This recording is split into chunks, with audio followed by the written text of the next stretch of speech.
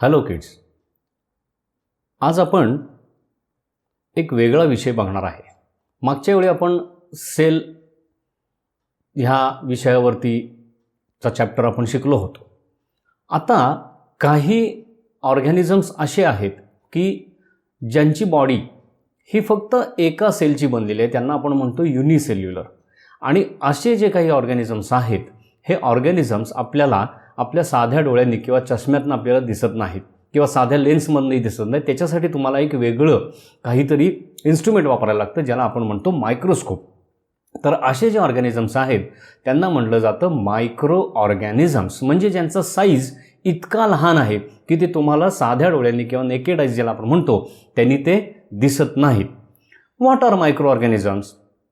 It is general term used to describe organisms that are not visible to our naked eyes.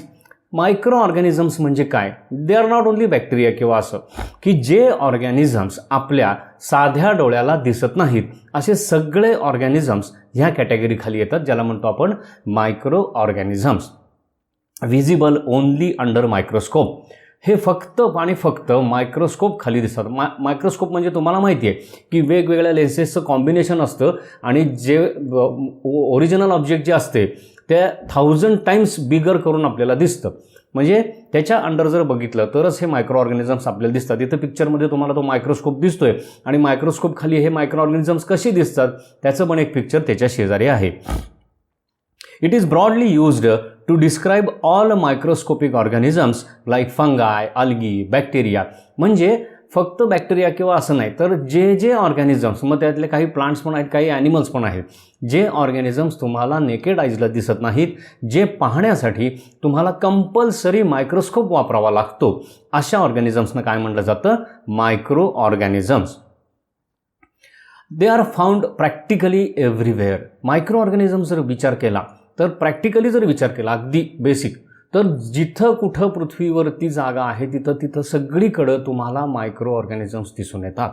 अगदी deep ओशनच्या बॉटमला पण आहेत, तसंच ॲटमॉस्फिअरमध्ये अगदी वरच्या जो सगळ्यात टॉपचा जो आपला एक्झोस्फिअर जो लेअर आहे तिथंसुद्धा मायक्रो ऑर्गॅनिझम्स सापडलेले आहेत. सॉईलमध्ये आहेत, एअरमध्ये आहेत, वॉटरमध्ये आहेत, इव्हन ॲनिमल्स प्लांट्सच्या बॉडीमध्ये आहेत. म्हणजे जिथं जिथं कुठं लिव्हिंग थिंगसाठीचं ॲटमॉस्फिअर आहे किंवा एन्व्हायरमेंट आहे तिथं सगळीकडं तुम्हाला मायक्रो ऑर्गॅनिझम्स दिसून येतात. इव्हन आता तर सायंटिस्टना लाव्हा जो आपला ज्वालामुखी असतो किंवा व्हॉल्कॅनो म्हणतात, त्या व्हॉल्कॅनोमध्ये सुद्धा तुम्हाला हे मायक्रो ऑर्गॅनिझम्स दिसून येतात.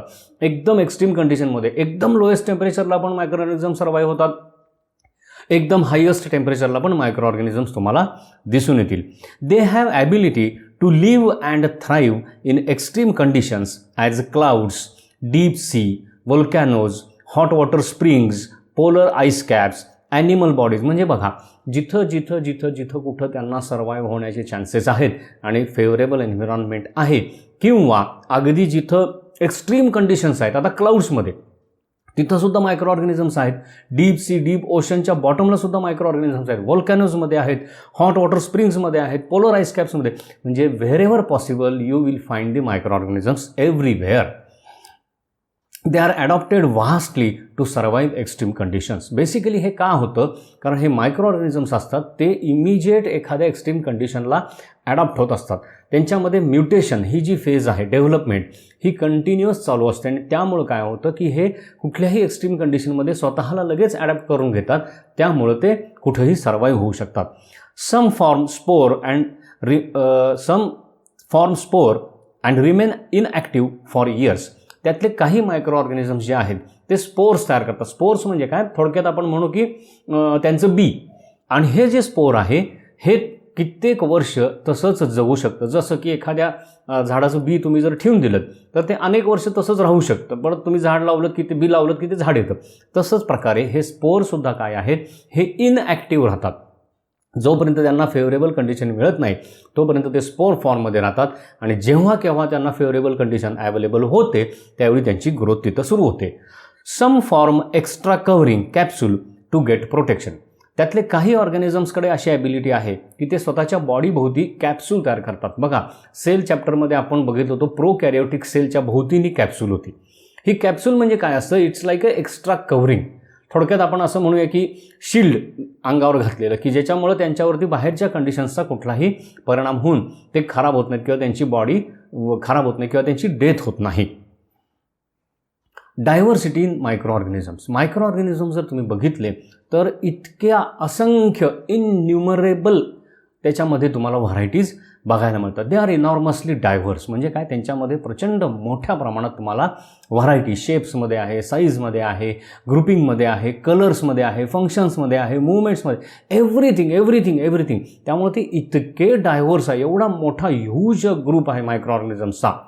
दे are divided mainly into 4 groups. त्यांचे मेनली जर विचार केला तर त्यांच्या बेसिक काही कॅरेक्टरिस्टिक्सवरनं त्यांचे बेसिक 4 ग्रुप्स सायंटिस्टनी डिव्हाइड केलेले आहेत. कुठले कुठले? पहिले म्हणजे बॅक्टेरिया.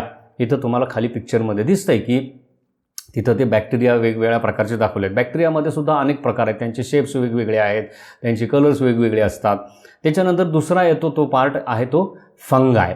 त्याच्यानंतर प्रोटोझोआ आणि 4th वन इज अल्गी.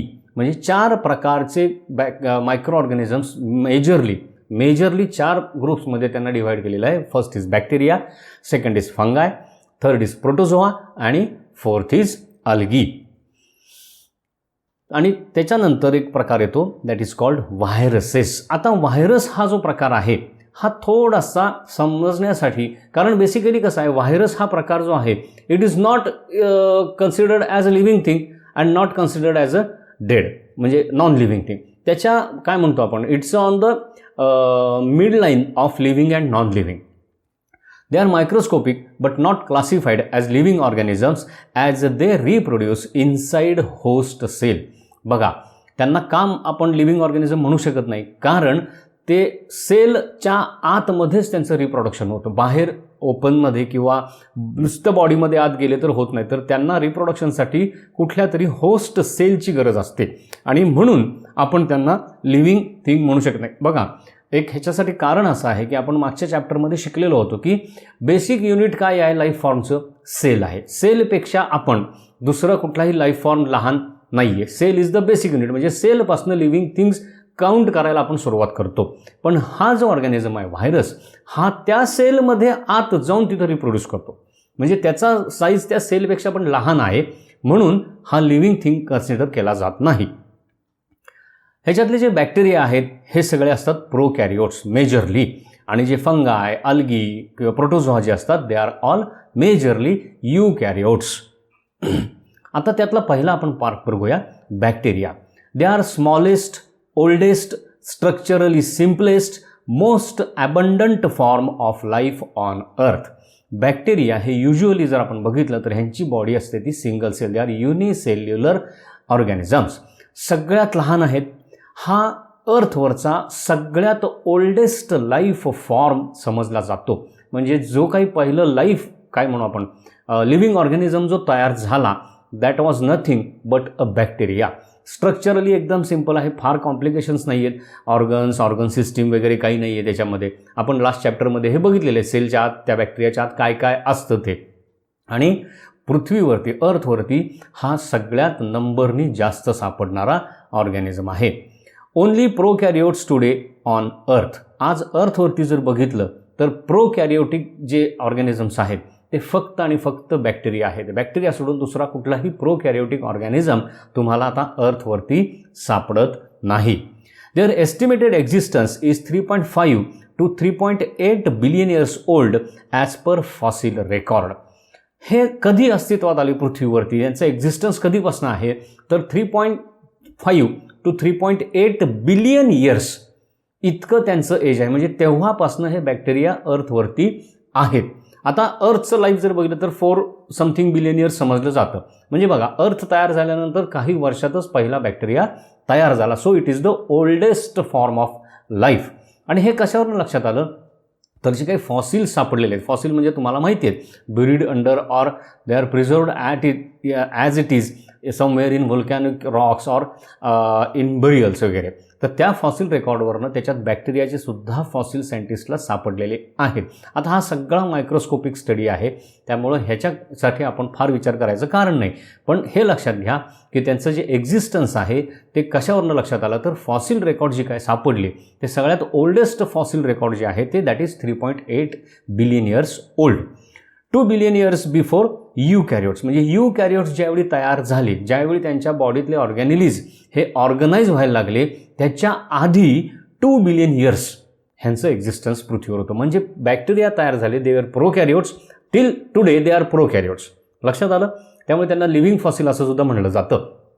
तर त्याच्या एक्झिस्टन्सनंतर 2 बिलियन इयर्सनी पहिलं यूकॅरियोटिक ऑर्गॅनिझम किंवा पहिली यूकॅरियोटिक सेल की जिच्यामध्ये सगळे ऑर्गॅनिलीज हे प्रॉपरली मॅनेज्ड होते, असा ऑर्गॅनिझम तयार झाला. दे आर युनिसेल्युलर आणि त्यांचा जो साईज आहे दॅट व्हॅरीज फ्रॉम 0.2 to 100 मायक्रोमीटर्स. इतका बारीक त्याचा किंवा इतका लहान मायक्रोस्कोपिक साईजचे ते असतात. Bacteria show 4 basic shapes. बॅक्टेरियामध्ये तुम्हाला बेसिक शेप्स जर बघितले तर 3-4 प्रकारचे शेप्स तुम्हाला वेगवेगळे दिसतात. त्यांच्याप्रमाणे त्यांना नावं पण दिलेली आहेत. पहिला आहे तो बॅसिलस. बॅसिलस म्हणजे काय, रॉड शेप्ड. आपले रॉड्स असतात ना किंवा ककुंबर असतं त्या आकाराचे हे किंवा त्या शेपचे हे बॅक्टेरिया असतात. तिथं खाली पिक्चरमध्ये तुम्हाला दिसते. त्याचं एक्झाम्पल जर एक घेतलं तर लॅक्टोबॅसिलस म्हणजे दह्यामध्ये कर्ड जे असतं त्याच्यामध्ये जे बॅक्टेरिया असतात they are mainly of this type. दुसरा प्रकार आहे that is called coccus. Coccus means spherical, ball like. Streptococcus basically ज्याच्यापासून आजार होतात किंवा ज्याच्यापासून काही मेडिसिन्स तयार केली जातात ते असतात, हे कोकस फॉर्ममध्ये असतात. आणि त्याच्यानंतरचा पार्ट आहे किंवा त्याच्यानंतरचा टाईप आहे that is called स्पिरिलियम.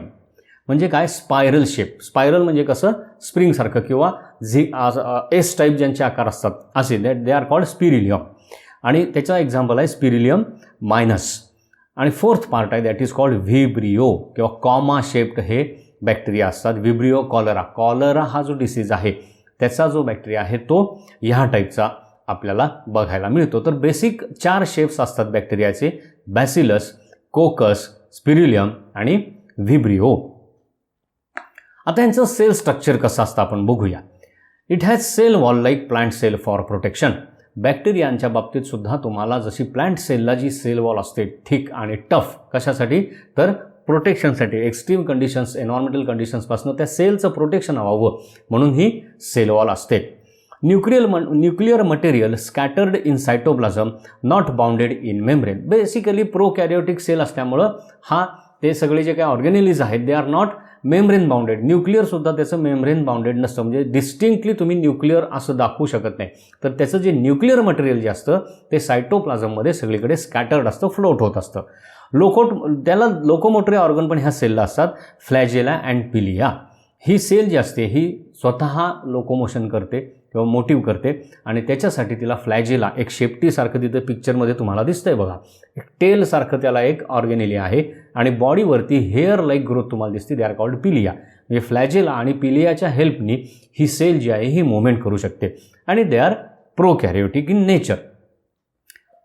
Next part आहे nutrition and growth in bacteria.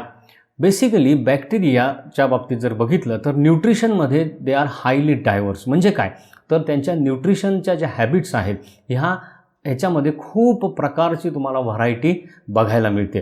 They are mostly heterotrophs, some are autotrophs. त्यातले बहुतेक जे आहेत, लार्ज नंबर इज हेटेरोट्रॉफ. म्हणजे काय, depend for food on another animal or plant. पण काही बॅक्टेरियल सेल अशा आहेत की ज्या स्वतःचं फूड स्वतः बनवतात, दे आर ऑटोट्रॉफ्स. नॅचरली त्यांच्यामध्ये क्लोरोफिल असणार आहे.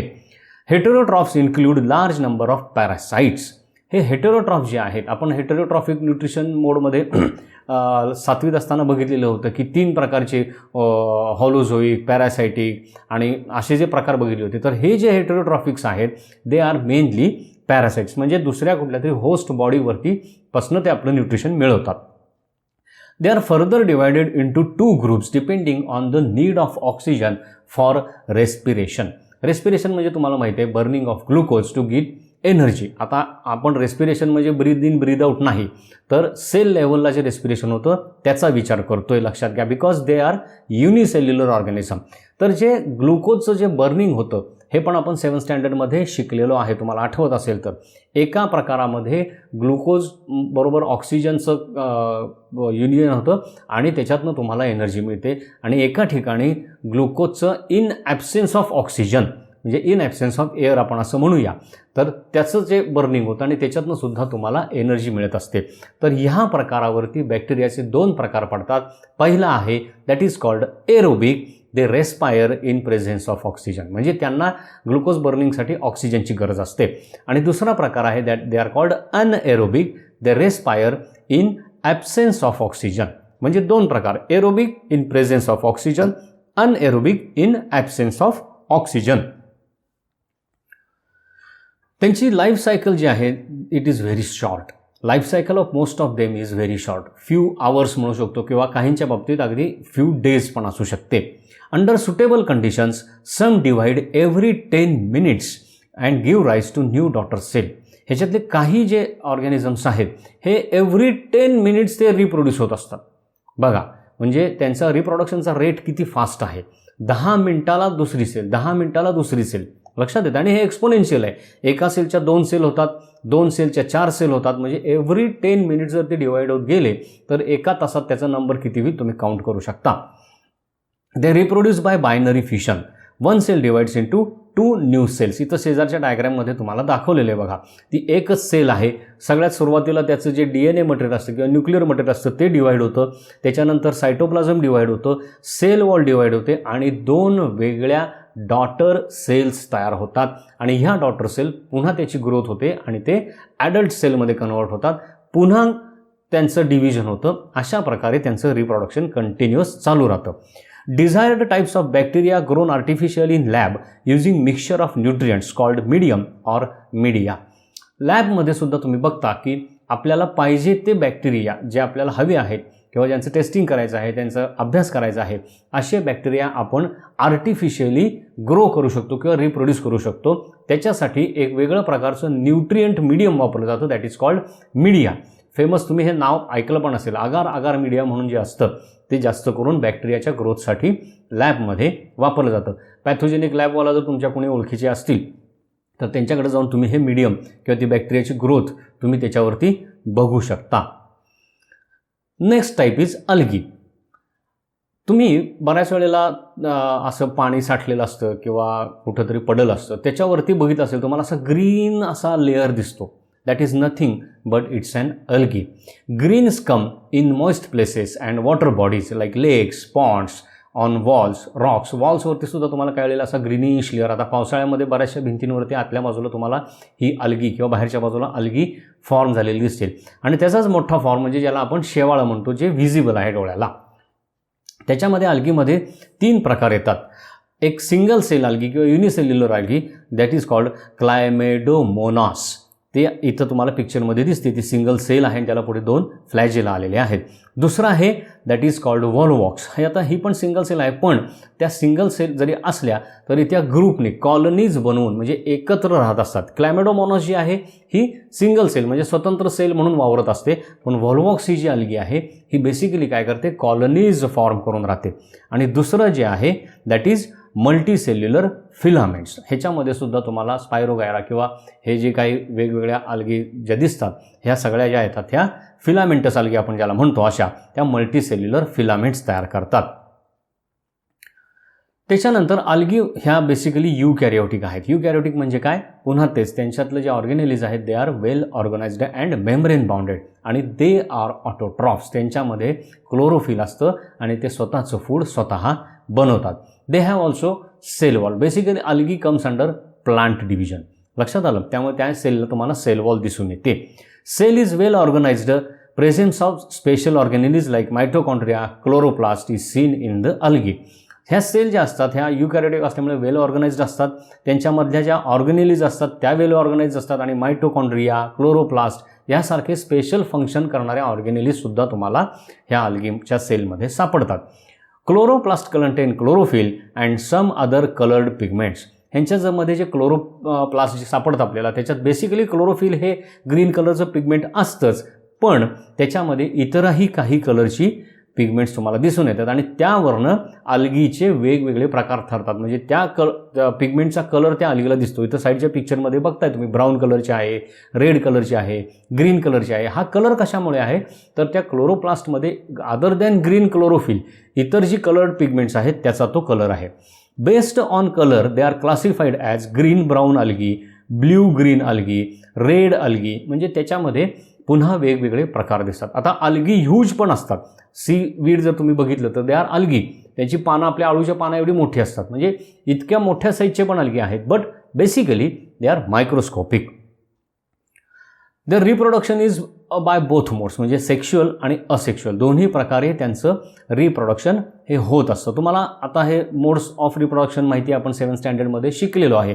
सेक्शुअल मोड ऑफ रिप्रोडक्शनमध्ये तुम्हाला मेल फिमेल गॅमेटची गरज असते.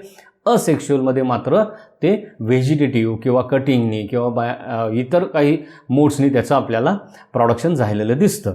असेक्शुअल रिप्रोडक्शनमध्ये बेसिकली 2 प्रकार आहेत त्यांच्यामध्ये. एक आहे ते म्हणजे बायनरी फिशन. बायनरी फिशन जे बॅक्टेरियात बघितलं त्याच प्रकारे एका सेलची डिवाइड होऊन 2 डॉटर सेल्स तयार होणं. आणि दुसरं आहे ते म्हणजे फ्रॅगमेंटेशन. फ्रॅगमेंटेशन म्हणजे काय, ज्या फिलामेंटस अल्गी आहेत त्यांच्यामध्ये काय होतं, ते थ्रेड्स जे आहेत हे ती फिलामेंट जी आहेत ती कट होतात आणि त्याच्यापासून पुन्हा नवीन अल्गी किंवा नवीन प्लांट तयार होतं. स्पायरोगायरा ही जी अल्गी आहे त्याच्यामध्ये हे तुम्हाला दिसून येतं. थर्ड पार्ट आहे तो मायक्रो ऑर्गॅनिझमचा, that is called fungi. Fungi is also eukaryotic आणि हेटेरोट्रॉफिक. फंगाय बेसिकली जर बघितलं तुम्ही तर हे यूकॅरियोटिक आहे, म्हणजे वेल ऑर्गनाइज्ड सेल्स आहेत, ऑर्गॅनेलिज आहेत, आणि हेटेरोट्रॉफिक म्हणजे स्वतः फूड बनवत आहेत. Mostly they are सॅप्रोफायटिक. सॅप्रोफायटिक म्हणजे तुम्हाला माहिती आहे they grow on dead organic matter. They use dead organic matter as there food and feed on dead organic matter. म्हणजे डिकम्पोजिशनचं काम हे जास्त करत असतात फंगाय. तुम्ही बघितलं असेल घरात ब्रेडवरती किंवा आता पावसाळा आहे, लेदर आपल्याकडं आर्टिकल्स जे असतात त्याला जर आपण क्लीन नाही केलं तर त्याच्यावरती तुम्हाला हे फंगस ग्रो झालेलं दिसून येतं. It needs moisture to grow. सगळ्यात महत्त्वाचं म्हणजे ह्याच्या ग्रोथसाठी मॉइश्चरची गरज असते. म्हणजे जिथं मॉइस्ट एरिया सापडतो तिथं यांची ग्रोथ होते. ड्राय एन्व्हायरमेंटमध्ये ते शक्यतो ग्रो होत नाही. इथं वेगवेगळ्या प्रकारचे फंगस तुम्हाला दिसत आहेत बघा. अगदी म्हणजे मशरूम जे आहे that is multicellular. Mushroom is also fungus. दुसऱ्या एक प्रकारचं मशरूम तिथं तुम्हाला दिसते. आणि खाली जे 2 प्रकार दिसत आहेत दे आर मायक्रोस्कोपिक. लक्षात आलं. त्यांच्या बाबतीत सुद्धा सेल वॉल प्रेझेंट असते, कारण दे are also considered from plant kingdom. आणि बेसिकली दोन्ही प्रकारचे त्याच्यामध्ये फंगाय तुम्हाला दिसून येतात. युनिसेल्युलर फंगाय पण आहेत आणि मल्टीसेल्युलर पण आहेत. युनिसेल्युलरचं एक्झाम्पल जर घ्यायचं म्हटलं तर यीस्ट, ब्रेड किंवा अल्कोहोल तयार करताना जे वापरतात दॅट इज यीस्ट, आणि ते सुद्धा काय आहे, it is a type of fungus. आणि मल्टीसेल्युलर म्हणजे मशरूम्स वगैरे जे आहेत they are all multicellular फंगाय. Their body is made up of fine branching usually colorless threads called hyphae. आता ह्यांची जी बॉडी असते तुम्ही जर बघितलं तर ते कापसाच्या धाग्यांसारखं दिसतं. मायक्रोस्कोप खाली जर तुम्ही ब्रेडवरची फंगस काढून जर मायक्रोस्कोप खाली बघितली तर असे त्याच्यामध्ये सगळे थ्रेड्स तुम्हाला दिसतात आणि हे इतके फाईन असतात. त्यांच्यात तुम्हाला ब्रँचिंग पण दिसतं, म्हणजे त्या थ्रेडला ब्रँचिंग आलेलं असतं. बेसिकली दे आर कलरलेस, त्यांना कलर कुठलाही नाही आहे आणि दे आर रेफर्ड ॲज हायफी. इथं शेजारच्या डायग्रॅममध्ये आणि पिक्चरमध्ये तुम्हाला ते दिसतंय. हायफी टुगेदर कॉल्ड मायसेलियम. आता हे हायफींचं जे सगळं नेटवर्क किंवा तो आपण म्हणू की एक मास तयार झालेला आहे हायफीज सगळ्या एकत्र येऊन, त्याला म्हणलं जातं मायसेलियम. म्हणजे आपल्याला जे डोळ्याला दिसते बुरशी किंवा fungus that is mycelium. Sporangia at the top of each hyphae produces spores for reproduction. आता ही प्रत्येक हायफी जी असते त्याच्या वरच्या टोकाला एक बॉलसारखं स्ट्रक्चर असतं दॅट इज कॉल्ड स्पोरेंजिया. इथं दाखवलं आहे. Sporangia is plural, singular is sporangium. इथं शेजारच्या डायग्राममध्ये दाखवलं आहे. आणि त्या स्पोरेंजियममध्ये ह्याच्या ज्या सीड्स आहेत किंवा ज्याला आपण म्हणू स्पोर्स आहेत हे तयार होतात आणि दे reproduce bye spores. Both type of reproduction you see in fungi, sexual as well as asexual type of reproduction. Spores viable for long periods of time even in harsh conditions. ह्याचे जे spores असतात they R very much viable. बघा, अचानक तुम्हाला कुठेही घरात बुरशी नसते, 2-2, 3-3, 4-4, 6-6, 8-8 महिने बुरशी दिसत नाही. पावसाळा सुरू झाला किंवा जरा कुठं ओल आली की बुरशी वाढायला लागते. मग तोपर्यंत हे स्पोर्स असतात कुठे, ही फंगस असते कुठे, तर ते स्पोर्स जे आहेत हे एअरमध्ये सगळीकडे स्कॅटर असतात. ज्यावेळी जेव्हा केव्हा त्यांना फेवरेबल कंडिशन, मॉइश्चर आणि वॉर्म टेम्परेचर असं ज्यावेळी मिळतं, इमिजिएट तिथं ते स्पोर्स काय होतात, वाढायला सुरुवात होते. They are light in weight, spread very fast through air. इतके लाईट वेट असतात, एकतर मायक्रोस्कोपिक असतात. आधी फंगस मायक्रोस्कोप, त्यांचा तो स्पोर हा पार्ट, तर त्याच्यात तो आणखीन मायक्रोस्कोपिक, त्याचं वेट एकदम कमी असतं आणि they keep on floating in the air. Fungus has root like structure called rhizoids. Rhizoids म्हणजे काय, थोडक्यात आपण असं म्हणू शकतो की हे फंगसचे रूट्स आहेत. रूट्सचं फंक्शन काय तुम्हाला माहिती आहे की सॉईलमधनं न्यूट्रिएंट्स ॲब्झॉर्ब करायची, वॉटर ॲब्झॉर्ब करायचं. तर हे रायझॉइड्स जे आहेत हे सुद्धा काय काम करतात, तर हे त्या पेरेंट सेलमधनं किंवा पेरेंट बॉडीतनं किंवा सॉईलमधनं जिथं कुठं त्यांची ग्रोथ होते तिथल्या पेरेंट मटेरियलमधनं काय करतात, हे न्यूट्रिएंट्स आणि वॉटर सारख्या काही गोष्टी ज्या गरजेच्या आहेत त्या ॲब्झॉर्ब करण्याचं काम हे रायझॉइड्स, म्हणजे थोडक्यात रूट्सचंच फंक्शन हे रायझॉइड फंगसच्या बाबतीत करत असतात. आणि हे कुठं सापडतात, जी मेन हायफी किंवा मेन त्याचा जो थ्रेड असतो त्या थ्रेडला हे खालच्या बाजूला रायझॉइड्स तुम्हाला दिसून येतात. इथं पिक्चरमध्ये दाखवलेले आहेत बघा. त्याच्यानंतरचा जो क्लास येतो that is called protozoa. It is a diverse group of animals which are unicellular. Basically protozoa are considered as kingdom animal, म्हणजे ॲनिमल किंगडममध्ये तुम्हाला प्रोटोझोआचं क्लासिफिकेशन दिसून येतं. पण हे ॲनिमल जे आहेत दे आर युनिसेल्युलर, म्हणजे काय, त्यांची बॉडी जी आहे ती एका सेलची बनलेली आहे. दे आर युकॅरियोटिक आणि मेजरली हेटेरोट्रॉफिक इन नेचर. हे युकॅरियोटिक आहे म्हणजे काय, तर ह्यांच्यातल्या जे सेल ऑर्गॅनिलीज आहेत त्या सगळ्या वेल ऑर्गनाइज्ड आहेत, न्यूक्लियस मेम्ब्रेन बाउंड असतं, हे सगळं आता तुम्हाला माहिती आहे. आणि हेटेरोट्रॉफिक इन नेचर म्हणजे काय, for food they depend on other animals or plants. ह्याला एक्सेप्शन कोण आहे, तर Euglena, because it has chlorophyll which makes its own food. Euglena ही जी प्रोटोझोन सेल आहे ह्या सेलमध्ये मात्र तुम्हाला क्लोरोप्लास्ट सापडतं, क्लोरोफिल सापडतं आणि ती सेल स्वतःचं फूड स्वतः तयार करते. म्हणजे यू कॅन से की Euglena is a animal which produces its own food. आपण एक्सेप्शन्स ही बघितलेली आहेत. त्याच्यानंतर ॲनिमल सेल असल्यामुळे naturally cell wall is absent. ह्यांच्यामध्ये तुम्हाला cell wall, turgid tough cell wall दिसून येत नाही. Good amount of mobility like animals. जसे ॲनिमल्समध्ये तुम्हाला मोबिलिटी किंवा मुवमेंट दिसते तशीच मुवमेंट किंवा मोबिलिटी ह्या प्रोटोझोआ सेलमध्ये सुद्धा तुम्हाला दिसून येते. आता ह्या मोबिलिटीसाठी त्यांच्याकडं वेगवेगळे टाईप्स अवलंबले जातात किंवा वेगवेगळ्या मेथड्सनी त्यांची मोबिलिटी असते. काही इथं खाली पिक्चरमध्ये तुम्हाला दिसतंय, अमिबा जे आहेत ते सुडोपोडियाच्या हेल्पनी मोबिलिटी करतात. युग्लिना जो आहे त्याच्यामध्ये त्या सेलमध्ये सेल वॉलमध्ये वेव्स तयार होतात किंवा त्याला जो वरती फ्लॅजेला दिसतोय त्याच्या हेल्पनी युग्लिना मुवमेंट करते. पॅरामोशियम सेल जी आहे त्याच्या बॉडीवरती जे hair like structure that is called cilia, they are not पिलिया. बॅक्टेरियाच्या बॉडीवरचे असतात त्यांना पिलिया म्हणतात आणि ह्या पॅरामोशियमच्या बॉडीवरचे जे असतात किंवा प्रोटोझोनच्या बॉडीवर जे हेअर्स असतात दे आर कॉल्ड सिलिया. तर ह्यांच्या मदतीने ते काय करत असतात, मोशन किंवा लोकोमोशन त्यांच्यात तुम्हाला दिसून येते. एक्झाम्पल्स आहेत अमिबा, पॅरामोशियम, युग्लिना, अनेक एक्झाम्पल्स आहेत ती तुम्हाला बघायला मिळतील. पहिल्या स्लाईडमध्ये तुम्हाला ते प्रोटोझोआचं एक स्लाईड दाखवलेली आहे बघा, इथं पण ती दाखवलेली आहे. दे are mostly aquatic, found in fresh as well as marine water.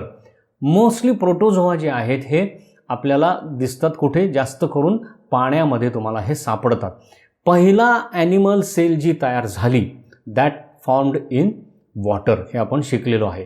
म्हणजे लाईफ ओरिजिनेट कुठनं झालं तर वॉटरमधनं झालं आणि ही ॲनिमल सेल पहिली तयार झाली ही पाण्यामध्ये. त्यामुळं जास्त करून तुम्हाला हे प्रोटोझोआ कुठं सापडतात तर ॲक्वॅटिक एन्व्हायरमेंटमध्ये. मग बोथ फ्रेश ॲज वेल ॲज मराईन वॉटर, म्हणजे फ्रेश वॉटरमध्ये पण प्रोटोझोआ सापडतात, मराईन वॉटरमध्ये पण म्हणजे ब्रॅकिश किंवा सॉल्टी वॉटरमध्ये पण तुम्हाला प्रोटोझोआ हे दिसून येतात. They also found in soil, on decaying plants, animal waste and body of other organisms. प्रोटोझोआसुद्धा तुम्हाला इतर ठिकाणी म्हणजे सॉईलमध्ये सापडतात, एअरमध्ये पण काही प्रमाणात अवेलेबल असतात, डिकेइंग प्लांट आणि ॲनिमलच्या बॉडीजवरती सापडतात, ॲनिमल वेस्टवरती तुम्हाला ते सापडतात, इतर प्लांट ॲनिमल्सच्या बॉडीवरती पण तुम्हाला प्रोटोझोआ सापडतात. ह्याच्यातले बरेचसे प्रोटोझोआ तो पार्ट आहे पुढे आपल्याला. They are disease producing organisms. They reproduce by binary fission. Like bacteria or like algae, हे जे प्रोटोझोआ आहेत ते सुद्धा बायनरी फिशननी, म्हणजे काय, एका पेरेंट सेलपासून, एका ॲडल्ट सेलपासून फिजननी 2 डॉटर सेल्स तयार होतात.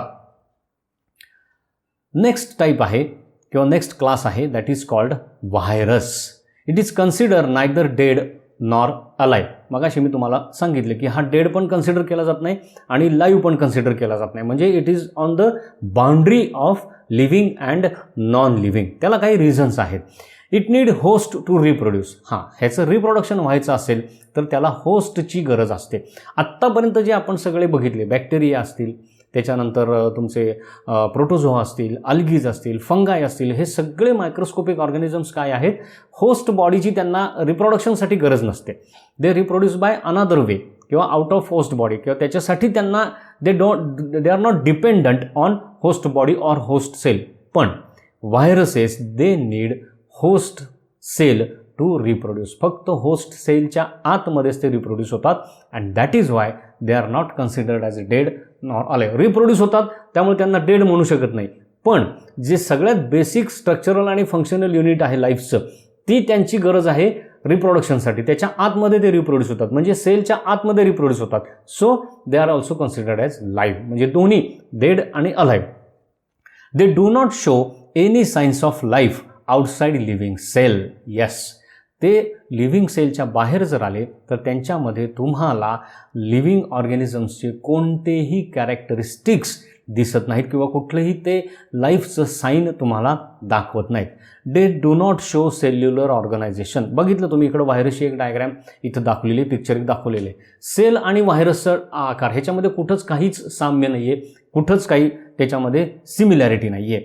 They have strand of nucleic acid. आता हे न्यूक्लिक ॲसिड हे जे मटेरियल आहे हे लिव्हिंग सेलमध्ये पण असतं आणि व्हायरसमध्ये पण असतं. That is called DNA. वरती जे त्याचं हेड जे दिसतं आहे व्हायरसचं, त्याच्यामध्ये आत तुम्हाला DNAचे स्ट्रँड्स दिसत आहेत. DNA or RNA with protective protein coat called capsid. मग ह्या व्हायरसच्या वरच्या बाजूला एक हेक्झागोनल तुम्हाला हेड दिसते, दॅट इज कॉल्ड कॅप्सिड, आणि त्याच्या आतमध्ये DNA किंवा RNA कुठल्या प्रकारचा व्हायरस आहे त्याच्यावरती हे डिऑक्सी रायबोन्यूक्लिक ॲसिड का रायबोन्यूक्लिक ॲसिड हे डिपेंड असतं आणि ते त्याच्या आतमध्ये असतं. This is one of the signs of living things. Sometimes they have membrane of lipid surrounding protein envelope. लक्षात आलं, ह्याच्यावरती बऱ्याच वेळेला एक तुम्हाला लिपिड प्रोटीनचं एक मेम्ब्रेन दिसतं किंवा ह्याची प्रोटीनची बॉडी जी असते, व्हायरसची बॉडी ही प्रोटीनची बनलेली असते आणि त्याच्यावरती तुम्हाला लिपिडचं म्हणजे you can say sort of फॅट्ससारखं एक हे असतं, सबस्टन्स असतो, त्या लिपिडचं तुम्हाला कव्हर दिसतं and that is called envelope. They are sub microscopic, very small compared to other microbes. आता तुम्ही बघितलं की हे सेलच्या आतमध्ये यांची ग्रोथ होते. आधीच सेल मायक्रोस्कोपिक आहे, त्याच्या आतमध्ये व्हायरसेस सापडतात आणि त्या सेलच्या आतमध्ये जे व्हायरस सापडतात they are numerous, innumerable in number. लक्षात आलं, म्हणजे त्याचा साईज किती लहान असेल हो. एका बॅक्टेरिया सेलमध्ये तुम्हाला लाखो व्हायरस सापडतात, म्हणजे त्या सेलच्या पेक्षा सुद्धा आणखीन त्याचा साईज लहान असतो. That is why they are called sub microscopic. म्हणजे साधा जो आपला मायक्रोस्कोप मागाशी जो पिक्चरमध्ये दाखवला त्याच्या अंडर तुम्हाला व्हायरस दिसत नाही. You need some different type of microscopes for that. Only visible under electron microscope of high resolution. मल्टिपल्समध्ये, लॅक्सच्या मल्टिपल्समध्ये ज्याचं रिझोल्युशन वाढवतं, म्हणजे एक tiny object lakhs of times ज्यावेळी बिगर करून दिसेल असे जे मायक्रोस्कोप असतात they are called electron microscope. त्याच्यामध्ये तुम्हाला आपल्या नॉर्मल मायक्रोस्कोपसारखं लेन्सचं स्ट्रक्चर नसतं, तर it is different type of microscope. तर त्याच्या खालीच तुम्हाला हा व्हायरस हा बघावा लागतो. They have great diversity in shapes and sizes. इथं शेजारी पिक्चर दाखवलेलं आहे बघा, इतकी त्याच्यामध्ये तुम्हाला व्हरायटी दिसून येते आणि हे सतत ह्याच्यामध्ये एक गोष्ट आहे, एक स्पेशल कॅरेक्टरिस्टिक्स आहे व्हायरसचं की तो त्याचं सेलचं स्ट्रक्चर सतत बदलत असतो. फॉर एक्झाम्पल, आत्ता जो पेंडेमिक चालू आहे कोविड-19 हे काय आहे तर त्या कोविडच्या म्युटेंट व्हायरसचं ते नाव आहे 19. कोविड व्हायरस हा पहिल्यापासून प्रेझेंट होताच, आत्ता तो आला आहे किंवा आत्ताच तो रिप्रोड्यूस झाला असं नाही आहे, हा पहिल्यापासून होता. पण आत्ता जी व्हायरसची त्याच्यामधली जी व्हरायटी दिसते त्याचं स्ट्रक्चर आणि पहिल्या कोविडच्या व्हायरसचं स्ट्रक्चर ह्याच्यामध्ये खूप फरक आहे. हे का झालं तर सतत त्यांच्यामध्ये ॲडॅप्टेशन आणि म्युटेशन होत असतं, सतत चेंज होत असतात सेलमध्ये आणि त्याच्यामुळं ह्यांची सगळ्याच कॅरेक्टरिस्टिक्समध्ये तुम्हाला चेंजेस दिसून येतात. आणि हा आत्ताचा हा जो कोविड-19 नावाचा जो व्हायरस आहे हा बेसिकली हा जास्त हार्मफुल आहे ह्युमन्सना. तर इथं तुम्हाला वेगवेगळ्या प्रकारचे व्हायरसेस दिसतात. HIV व्हायरस दाखवला आहे, हेपॅटायटिस Bचा व्हायरस आहे, इबोला व्हायरस आहे, त्याच्यानंतर ॲडिनो व्हायरस, इन्फ्लुएन्झाचा म्हणजे आपल्याला फ्लू जो होतो त्याचा व्हायरस आहे, रॅबीज जे डॉग्समध्ये किंवा या ॲनिमल्समध्ये तुम्हाला दिसून येतं त्याचा व्हायरस वेगळा आहे, बॅक्टेरियोफॅज म्हणजे जो बॅक्टेरियल सेलमध्ये वाढतो तो व्हायरस वेगळा आहे, पॅपिलोमा व्हायरस आहे, रोटा व्हायरस, हार्पिस व्हायरस. म्हणजे व्हायरसचे तुम्हाला प्रचंड व्हरायटी तुम्हाला शेप्समध्ये, सायझेसमध्ये, त्याच्या कॅरेक्टरिस्टिक्समध्ये तुम्हाला दिसून येते. आणि they R always in mutation phase. म्हणजे काय, एकातनं नवीन प्रकारचा व्हायरस हा सतत तयार होत असतो. सो इथं आपला हा पहिला पार्ट आपण संपवतोय. ह्याच्यामध्ये आपण काय काय बघितलं, बेसिकली की मायक्रोस्कोपिक ऑर्गॅनिझम्स किंवा मायक्रो ऑर्गॅनिझम्स म्हणजे काय, त्यांचे काही स्पेशल कॅरेक्टरिस्टिक्स आपण बघितले. त्याच्यानंतर त्यांचं क्लासिफिकेशन कसं होतं ते आपण बघितलं, वेगवेगळ्या प्रकारचे मायक्रो ऑर्गॅनिझम्स कोण कोण आहेत ते बघितलं. आणि सगळ्यात शेवटी आपण बघितलं व्हायरस म्हणजे काय. तर this is all we have covered in first part of our life under microscope chapter.